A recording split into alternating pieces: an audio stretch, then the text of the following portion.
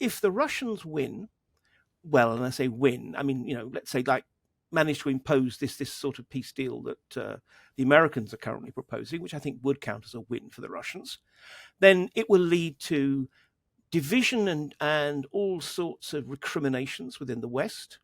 It will make the Americans look at best foolish, at worst actively treacherous to their Ukrainian friends. And essentially, Russia will still be in hock to China. And yes, obviously, if it looks as if the Russians might lose, then maybe the Chinese would step up their assistance. But quite frankly, at the moment, in some ways, really the worst case for the Russians, at least for the rest of the year, I would say, is that they can't make advances. Hello and welcome to Frontline with me, Philip Ingram. Now today we're talking to Professor Mark Galeotti. Professor Mark is one of the world's leading experts on Russian crime and security and is on Russia's banned list. But he's an old friend of the show. So Mark, welcome back to Frontline. Good to be here. Now, today, we're supposed to have the senior diplomats from European nations with Marcus Rubio, the US Secretary of State, in London, taking forward the peace negotiations, the ceasefire negotiations and anything else. But then Marcus Rubio says he's not coming. Most of the other European senior diplomats say, well, if he's not coming, we're not coming. And they've handed over to their lackeys, those that are the number twos. So General Kellogg is leading the US delegation. And the US position seems to have been focused on Ukrainian capitulation, if you want to summarize it. What's happening? Yeah, it's a bit of a mess all round. I mean, I think if we can kind of pull this back slightly, I mean, the idea was, and assuming that various leaks that frankly haven't been repudiated, so I think we can take them pretty seriously, were right. The US has this plan whereby the Russians will essentially be willing to call it quits. They won't try and advance anymore as long as they get to keep everything they've got right now. So that would mean a formal recognition of Russian control over Crimea, which is a big deal. And as regards the other occupied territories, well, in practice, it will be accepted that they're Russian, even though not under international law. So keeping the door open for some kind of reunification through political means or whatever at some unspecified point in the future. Now, the only interesting thing about this that makes it anything other than a straightforward capitulation to Russia, as you framed it, and apart from the fact that the Russians, in classic style, had annexed all of these various regions, or claimed that they had annexed it in violation of international law. And now their big concession is those parts of these regions that they haven't actually physically conquered, they're willing to let Ukraine keep. I mean, but no, the only interesting point was there was no language about Ukraine, I mean, other than not becoming part of NATO, which we all knew wasn't going to happen imminently anyway. No language about Ukraine having to disband or shrink its armed forces, about there being no further military aid. So minor advances, but mainly I can't help but wonder if this was the kind of peace deal that America was proposing, knowing that Putin might well not accept it, that Zelensky absolutely can't accept it. So in other words, it was going to be presented with the expectation that it would fail. So then the Americans can just throw up their hands and say, well, we did our best, but ultimately if people don't want peace. So it's a kind of a teeny little fig leaf over their retreat.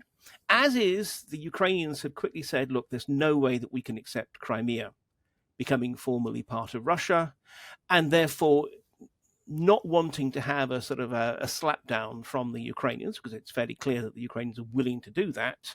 Marco Rubio and Steve Witkoff decided not to attend. And then everyone got into this kind of hissy fit territory. That, well, if their foreign minister, Secretary of State, isn't going to attend, then I'm not going to attend. And therefore this whole thing, as you say, got downgraded to a so-called technical meeting. And in the process, missed out on one crucial opportunity, which was precisely to have a solid phalanx of European foreign ministers behind the Ukrainians saying, well, this is actually a Ukrainian-European position. So I think it's unfortunate, but this is the nature of modern diplomacy. Well, it is, but the EU's foreign policy chief, Katja Kallas, turned around and said that the EU will never recognise Crimea as Russian. Crimea is Ukraine. Now, if we go back to the 1950s, it was Russia ceded Crimea to Ukraine because administratively it made sense, and from the supply of water and other supplies, it made sense that the Soviet state of Ukraine administered it, and Putin, we know, wants that back again. But do you think Trump's team is trying to set Europe up as a fall guy here alongside Ukraine, and to blame Europe and Ukraine for the peace deal not coming together, so that he can try and exploit his relationship with Putin, but also then use that as an excuse, as he's done effectively in the Middle East with Israel, to move on to other things? Yeah, and it's really interesting that the Russians, whose diplomatic style is precisely often to try and lay traps for the other side, and they've done this several times with Ukraine, well, also with Europe, we had the bizarre spectacle a couple of days back of Nikolai Patrushev, former Secretary of the Russian Security Council, one of, frankly, and this is quite an accolade, the most sinister hawks in Putin's entourage, which is saying a hell of a lot. But nonetheless, he wrote this article in which he was singing praise of Russian-American cooperation through history, from Russian support for American independence through to even things like Lend-Lease during World War II, which is something that has been pretty much dropped off the official kind of recognition, because Russia wants to basically make the claim that the Soviet Union alone defeated Hitler and so forth, and they don't like to recognize the degree to which they were dependent on British and above all American assistance. But nonetheless, there we had this Patrushev, a man who, a few weeks earlier had been retailing the most ridiculous conspiracy theories about how the Anglo-Saxons, in other words, Britain and America, had been building long-term conspiracies to undermine and even fragment Russia. Now suddenly he's talking up the Russian-American relationship precisely, and this is the sort of sting in the tail, to contrast it with the Europeans, unlike the Europeans who want to keep the war going, who, have for so long freeloaded off the Americans and are now trying to sting them on trade, etc., etc. So this idea of painting the Europeans as the source of all evil is an interesting one that has emerged recently. It does play to Trump's views, and we know full well he's very hostile to the European Union as a concept. And ironically, again, speaking of traps, when you have someone like Kaja Kallas at the European Commission coming forth very quickly, well, there's already quite a bit of discomfort about her.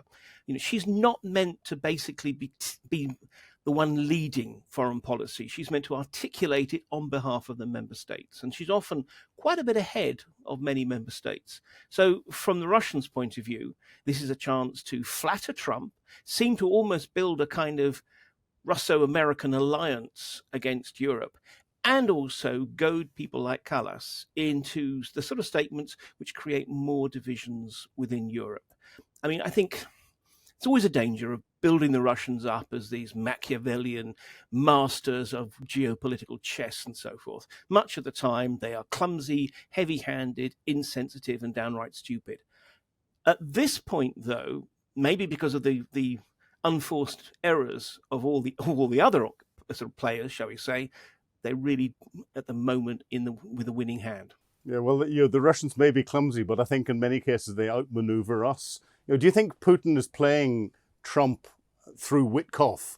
And I can't quite get my head around why Witkoff is the front man in dealing with Putin, and he only seems to be dealing with him and not Zelensky or anything else. And do you think Putin actually wants the Americans to withdraw from negotiations? And I can see why they might want to do that if or get to a position where the US lifts sanctions. But if the US did lift sanctions unilaterally against Moscow, what can Russia sell to the US? What benefit would there be economically? Because if the European sanctions, the rest of the coalition of the willing sanctions are still in place, that will continue to hurt Russia in the way it's doing at the moment. Okay, lots of points out. First of all, in terms of sort of Kellogg and Witkoff as the two American interlocutors, I think, in fairness, the Americans did realize that there was no way you could actually get the Ukrainians and the Russians around the same table and certainly not until negotiations got to a certain level. So I think the idea was originally there'd be two strands. Keith Kellogg talking to the Ukrainians, Steve Witkoff talking to the Russians. Again, like you, I have no real idea why. You think, if we're going to negotiate with the Russians, we need someone who knows Russia and Russians and so forth. So let's pick a real estate lawyer. It makes very little sense. He plays golf. Yeah, well, exactly. This is, in many ways, America is becoming a golfocracy. But nonetheless, the idea was then, once they have advanced negotiations to a certain point, then you could bring the streams together.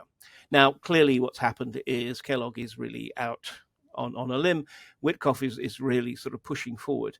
And the Russians, again, I think they have understood that the Trump administration is a very, very different kind of beast from anything they're used to in the past.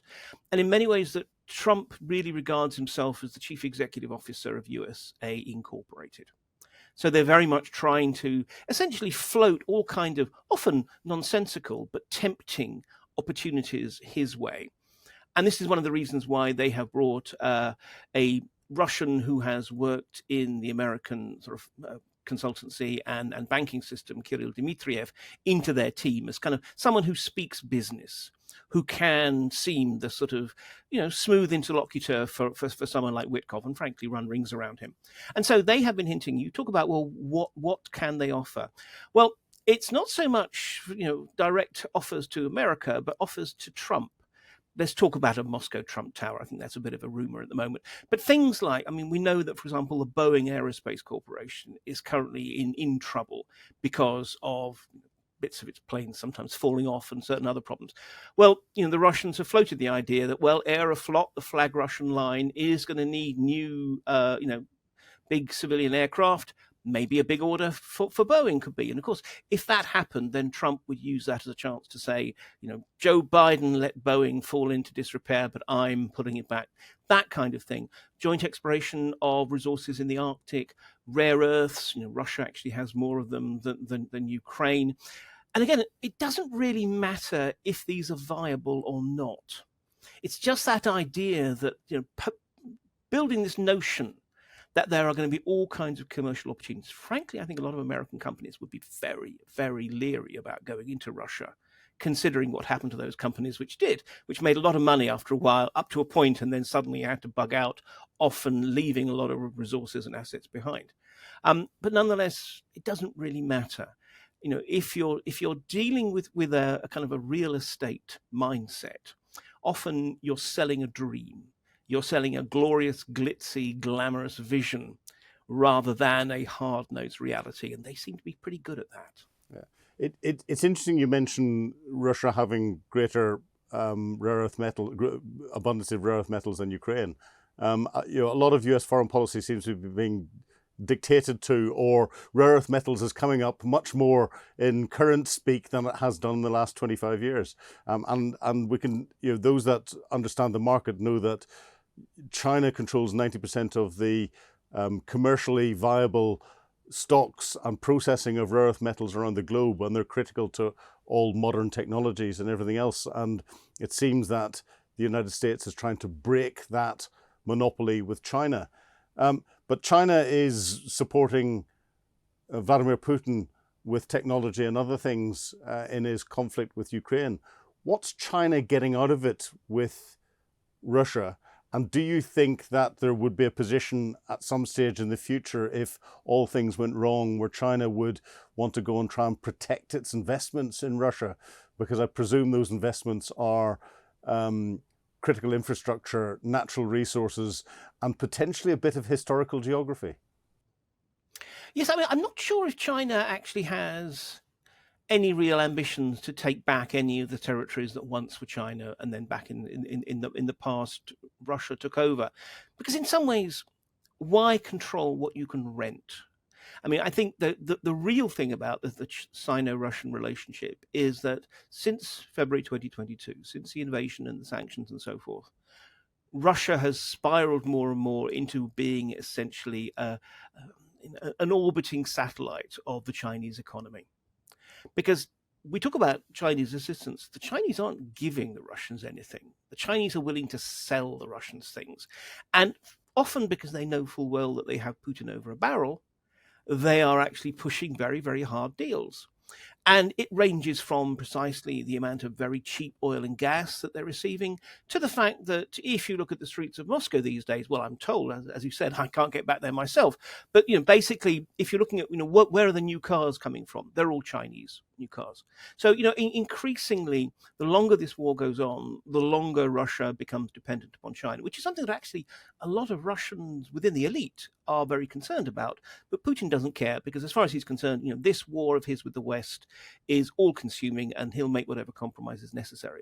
So when it comes back to it from what are the Chinese getting, they're increasingly getting a potential vassal state with huge resources that stretches across half the world. And yes, I think they're not really necessarily desperate for Putin to win, but they absolutely don't want him to lose. And I think this is the point, and it may well be that, for example, at some point they will swoop in and present themselves as the peacemakers when they think that they, not the Americans, can actually impose some kind of a deal, because it's very important to them as they begin to try and present themselves as a true global power. They want to basically say, you see, the Europeans, the Americans, the Russians, they're all squabbling amongst themselves. We Chinese, we come in and we sort out the problem. So I think for now, this is actually a good war for China. And it's happy to let it continue. If the Russians win, well, and I say win, I mean, let's say manage to impose this sort of peace deal that the Americans are currently proposing, which I think would count as a win for the Russians, then it will lead to division and all sorts of recriminations within the West. It will make the Americans look at best foolish, at worst actively treacherous to their Ukrainian friends. And essentially, Russia will still be in hock to China. And yes, obviously, if it looks as if the Russians might lose, then maybe the Chinese would step up their assistance. But quite frankly, at the moment, in some ways, really the worst case for the Russians, at least for the rest of the year, I would say, is that they can't make advances rather than any real loss. Yeah. Well, I don't think they're going to make advances on the front line. It's interesting to watch. What surprises me is in any of the peace negotiations or the sound bites that we're hearing out of any side that there hasn't been a proposal for Chinese troops to come in as a permanent member of the Security Council of the United Nations and act as that peacekeeping / peace enforcement force sitting between whatever settlement would be. But every US settlement seems to be in some way ceding territory to Russia. The latest saying that they'll recognize Crimea again as Russian. Now, Crimea wouldn't be able to survive without support from Ukraine, so we don't know how that would work practically. But you take it from a slightly different angle. What do you think Xi Jinping would be thinking of this when he's looking at how the international community is reacting to capturing territory and his decision-making regarding Taiwan? Well, the interesting thing is that this has clearly not been a war that went the way Russia or at least Putin anticipated it would. And one of the military lessons of this war, in the age of particularly of the drone and such like, is actually that the pendulum swing of war has gone back to the defense. There's always these periods where at some point it's with the offense and then the defense. Well, now at the moment it's the defense. With ubiquitous surveillance drones, it's impossible to actually move units close to the front without them being identified. Once they're identified, then they can be hit with artillery or other drones and such like. And that's one of the reasons why war is not, or this war, is not the kind of highly mobile, mechanized, combined arms operations that people had anticipated. It's 12 guys on foot assaulting a tree line. It's a very slow, very bloody, attritional conflict. Now, so on the one hand, I think from the Chinese point of view, there is considerable satisfaction that America is shedding its friends at a quite extraordinary rate, and actually also beginning to wield the axe of cuts within the Pentagon as well. I mean, one would, originally the idea was the way Trump presented himself is that he was going to be the strong military president. Well, because he also wants to be the tax-cutting president, we're certainly not seeing the kind of level of investment that may well have once been anticipated.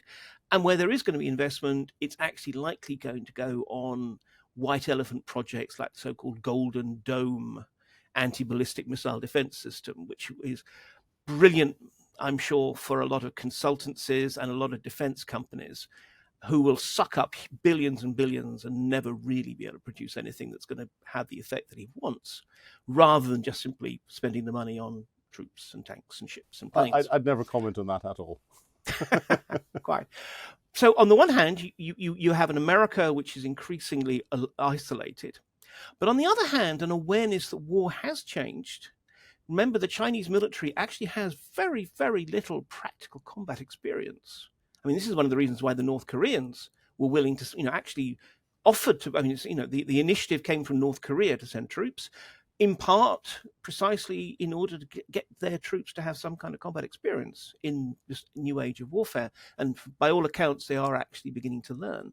Well, I think the Chinese military, looking at their own discussions, are painfully aware that war has changed and they're not exactly sure what it is. Yes, they can produce huge amounts of drones, but do they know precisely how to use them? How will the Taiwanese in particular, who have demonstrated themselves to be very, very flexible in terms of how they organize their military defenses? So, I mean, I think so. You might say, I would say it's a kind of, on balance, from Xi's point of view, it's good news if he really does harbor thoughts of a military assault to take Taiwan, but with that slight cautionary edge that it is clear from what happened to Russia that just simply numbers do not necessarily an easy victory make. Yeah, no, it's interesting. So heading back to Moscow again, the U.S. administration, do they see Putin really as a strong man here? But within Moscow and within his political circles, because we don't hear much about this, how strong is he?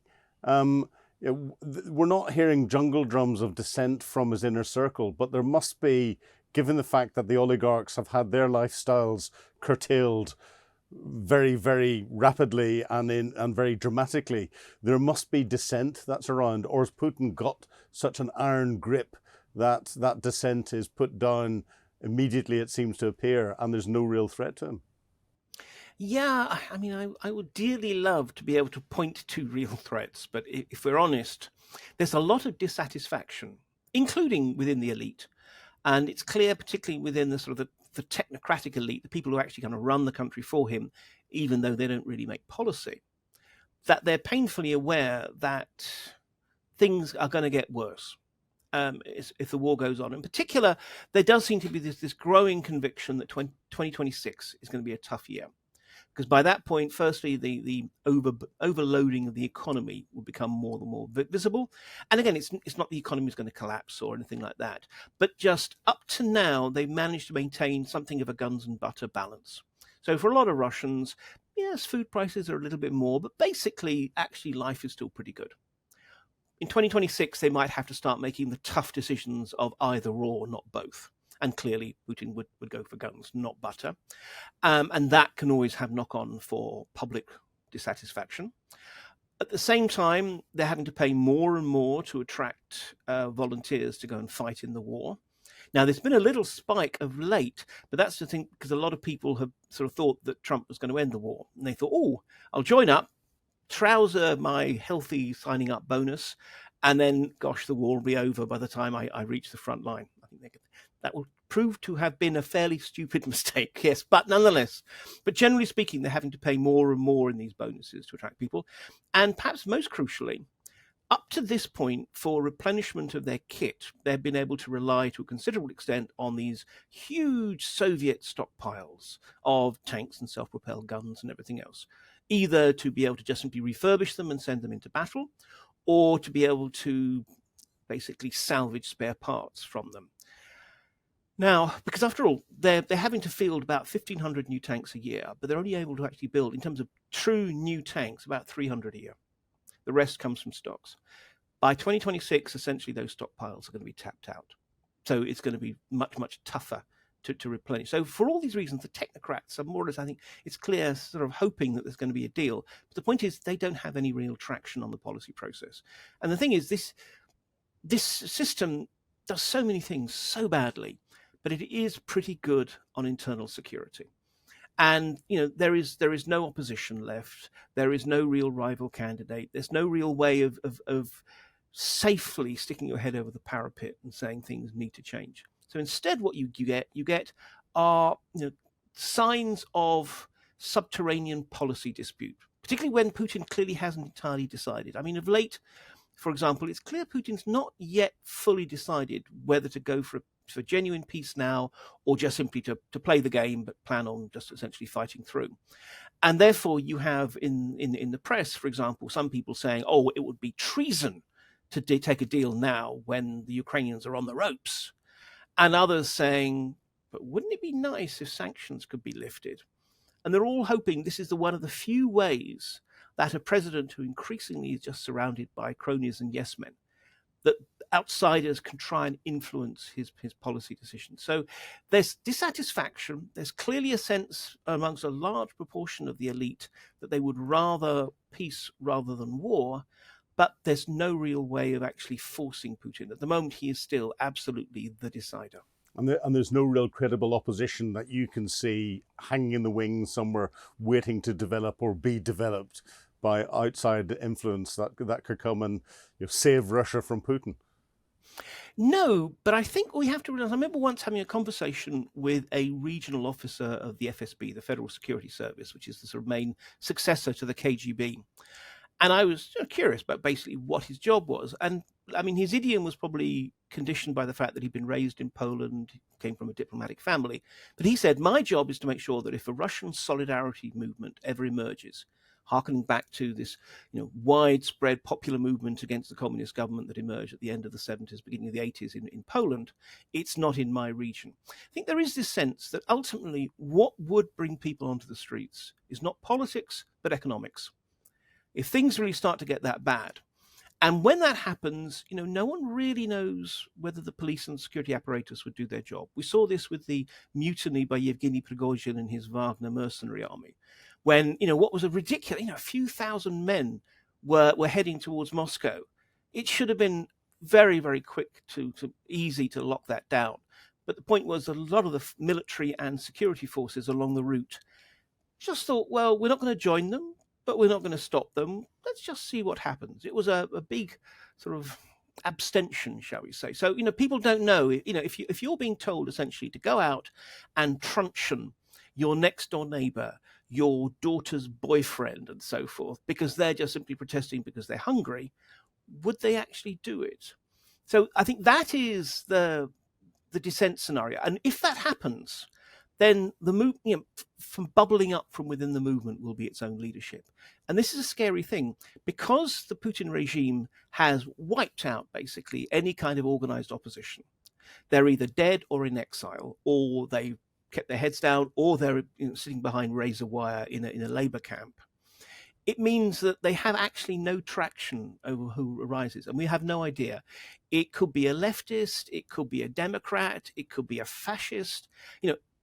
It will just be the luck of the draw who ends up capturing any kind of protest movement. Now, as I say, we're a long way from that, but that would be a very, very wild card scenario. Yeah, well, what concerns me is the fighting there'll be amongst the oligarchs would be who's the strongest and nastiest oligarch that would then take control, and could end up being even worse than Putin when it comes to dealing with Ukraine and from an international politics perspective. So it's better the devil you know than the devil you don't, almost. Almost, yes. Now, I was reading a post by former head of Ukrainian National Bank, and please excuse my Ukrainian pronunciation of his name here, but Kirilo Shevchenko, and he was talking about how Putin is spending billions or trillions from his wider economy on not just sustaining the conflict in Ukraine, but the implications it's having on the Russian economy and everything else. But then goes on to suggest that maybe Vladimir Putin can't afford this war to stop. He's got himself into this cycle where he has to keep the war continuing. Can he afford to stop it? I mean, I think he can, because there are obviously problems. And frankly, it's not the economy that is a problem if he stops the war. Because if he stops the war, he will do so having chewed through the military machine that he had built up before the invasion. There's going to be years, this whole debate's my money is it's going to be at least 8 years to reconstitute the Russian armed forces, assuming they can spend at pretty much the same level as now on doing so.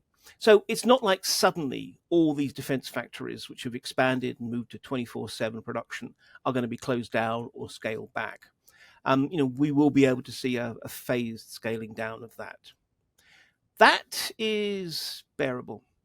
In many ways, the real problem is it's going to be hard to not massively demobilize the forces that are fighting.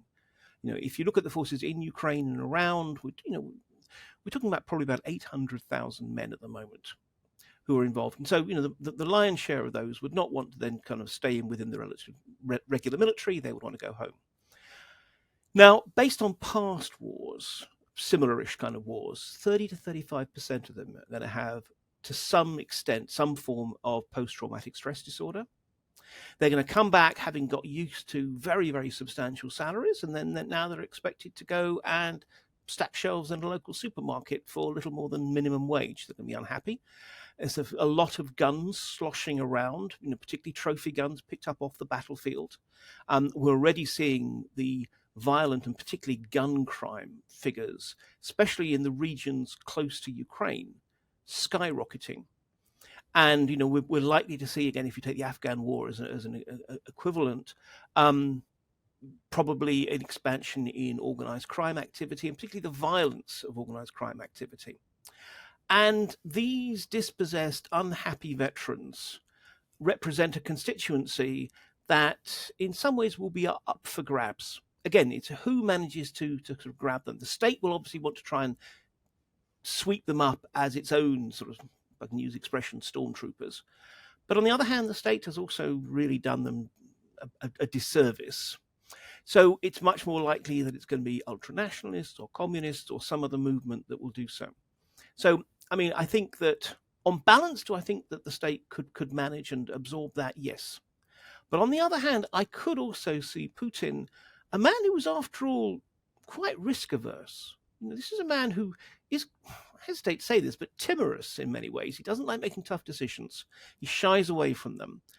Actually thinking, yes, that we could almost certainly handle any sort of fallout from peace, but why risk it?